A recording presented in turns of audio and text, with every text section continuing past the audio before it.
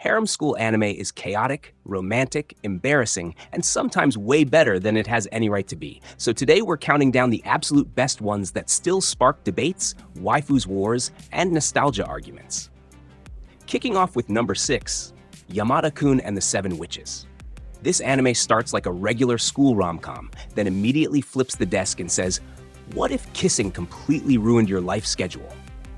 Yamada-kun thrives on body-swapping chaos, and somehow makes it hilarious instead of exhausting. Every kiss unlocks a new witch power, which basically turns romance into a supernatural minefield where nobody knows who they actually are anymore. Yamada himself is the ultimate accidental harem protagonist. Dude isn't trying to collect girls, he's just surviving emotional whiplash. The witches all have personalities that go beyond basic tropes, which is rare for a harem setup. You've got manipulation, memory loss, mind control, and secrets stacking higher than exam stress before finals. What really sells this show is pacing. It doesn't drag jokes into the ground, and it actually respects your time. The comedy lands, the romance sneaks up on you, and the emotional beats hit harder than expected. Sure, some arcs resolve a little too cleanly, but the ride is pure fun. It's one of those anime where you press next episode without thinking, then realize you've accidentally watched half the season. Not revolutionary, but ridiculously rewatchable. Sliding to number 5. Saekano, How to Raise a Boring Girlfriend. Saekano looks harmless at first, then slowly roasts every anime fan who's ever argued about Best Girl online. This show is self-aware in the most disrespectful way possible. It knows harem tropes, laughs at them, and then uses them anyway. Tomoya is a rom-com protagonist who thinks he's the main character of life, which makes watching his decisions both hilarious and painful. The girls aren't just love interests, they're walking creative disasters with egos, trauma, and opinions. Utaha's verbal violence alone deserves its own warning label. What makes Saekano special is how uncomfortable it gets. Feelings aren't cute here. They're messy, inconvenient, and sometimes straight up ignored. The show constantly reminds you that being the childhood friend or the quiet girl doesn't guarantee happiness. And yeah, Megumi being boring is the biggest lie this anime ever tells. She's subtle, calculated, and slowly takes over the entire story without raising her voice once. The meta-commentary hits hard, especially if you've ever cared too much about fictional relationships. It's funny, sharp, and emotionally petty in the best way. But trust me, number 3? It'll mess with your head in the best way possible. Landing on number 4, Infinite Stratos. Infinite Stratos is what happens when sci-fi, harem energy, and zero situational awareness collide at full speed. This anime does not care about realism. It cares about powered exosuits, international waifus, and misunderstandings that could be solved with one sentence but never are. Ichika might be one of the densest protagonists ever created, and honestly, that's part of the experience. The girls practically hold neon signs saying they like him, and he still misses the message. Meanwhile, the female cast carries the show with distinct personalities, accents, and competitive chaos. The action scenes are flashy enough to distract you from the logic gaps, and the school setting somehow mixes military training with beach episodes like That's Normal. It's absurd, but confidently absurd. Infinite Stratos knows exactly what it is and never pretends to be deeper than necessary.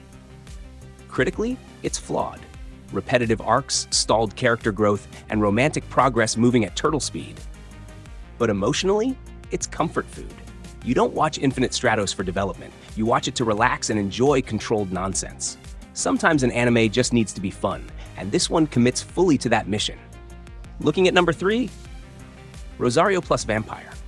Rosario Vampire starts like a monster rom-com, then casually spirals into gothic chaos.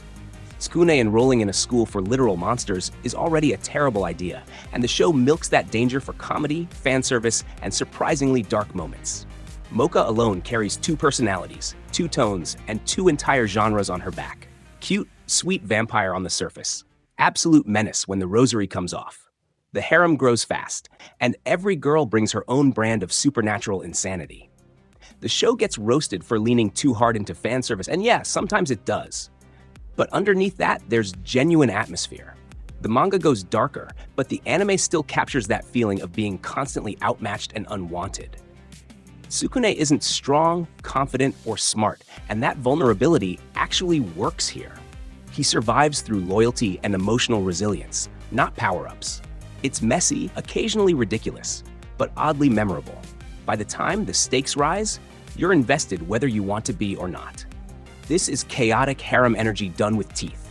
Almost at the top with number 2, The World God Only Knows. This anime is a psychological trap disguised as a harem comedy. Keima doesn't chase girls, he conquers them like dating sims, and the show leans into that gimmick with frightening confidence. Every arc resets the romantic progress, which sounds frustrating, but it's actually the point. Keima treats real emotions like game mechanics, and the show slowly challenges that mindset. The girls aren't trophies, they're puzzles with emotional weight. What makes this series brilliant is structure. Each conquest feels fresh, with different personalities, insecurities, and emotional stakes. The humor is sharp, the music is iconic, and the writing respects your intelligence. When the story shifts into larger arcs, it hits hard. Suddenly, consequences exist. Suddenly, feelings matter. Watching Keima struggle with real attachment is more compelling than most traditional romances. It's clever, emotionally layered, and criminally underrated by newer fans. If you like smart writing mixed with romance, this one's mandatory. Taking the crown at number 1, The Quintessential Quintuplets.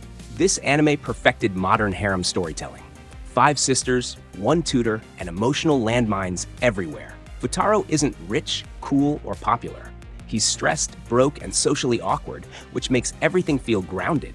Each quintuplet gets genuine development, not just screen time. You understand their fears, dreams, and insecurities. The show makes you pick favorites, then punishes you emotionally for it. What really elevates this series is payoff. Clues, foreshadowing, and character moments actually matter. Rewatches hit differently because you notice how carefully everything was planned. It's funny without being stupid, emotional without being manipulative, and romantic without dragging things endlessly. The final choice sparked debates that still haven't cooled down, and that alone proves how invested fans became. This isn't just a great harem anime, it's a great romance. Period. That's our countdown, Anime Fam. From chaotic kisses to emotional warfare, these harem school anime delivered laughs, waifus, and arguments that never die. Drop your rankings below, fight respectfully, hit like if you survived the list, and subscribe for more anime chaos every single week.